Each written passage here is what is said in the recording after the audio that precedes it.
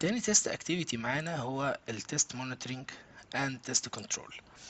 التيست مونيتورنج اند تيست كنترول هما يعني حاجتين يعني منفصلين عن بعض.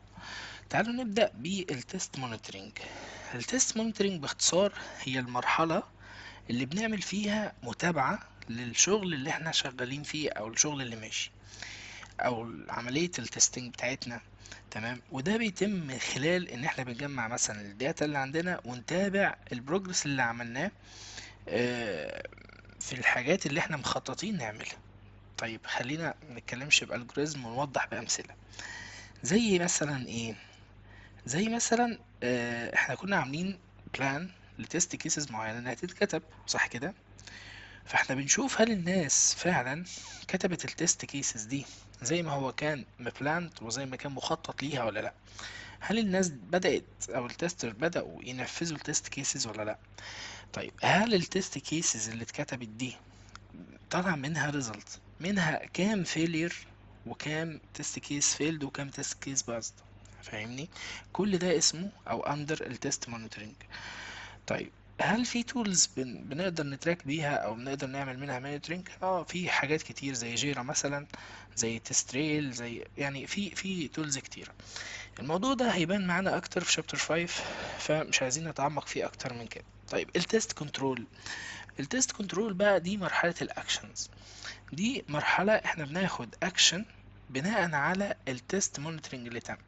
يعني لو في حاجة ما تمتش as expected فانا عامل لها monitoring، فبناء على ده باخد اكشن من خلال مرحلة التست كنترول. تمام كده؟ زي مثلا لو انا في تيست كيسز من اللي انا كاتبها اتأخرت، تمام، اتأخرت في تنفيذها مثلا، فانا محتاج ان انا ازود عدد التسترز. لما يكون مثلا عندي عدد الباجز كبير، محتاج ان انا اعمل ريفيو للتست كيس بتاعتي اشوفها ليه مش فعالة او ليه عدد الباجز بتاعتي واصل للعدد ده. لما مثلا يكون عندي في وقت كتير بيضيع، فده معناه ان انا ممكن اقلل التست كيسز شوية واركز على الحاجات المهمة او الكور. تمام. ممكن نقول الفرق ما بين التست مونيتورنج والتست كنترول في كلمتين. التست مونيتورنج، تمام، احنا بنشوف الدنيا ماشية ازاي، الوضع ماشي ازاي. التست كنترول احنا بنتصرف بناء على اللي شفناه.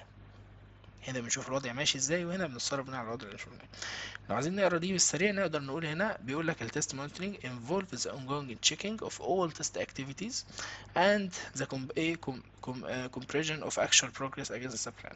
نفس الكلام اللي قلناه، هو بيعمل تشيك بصورة مستمرة وبيقارن الاكشوال بروجرس، تمام، مع البلان اللي احنا حطيناها.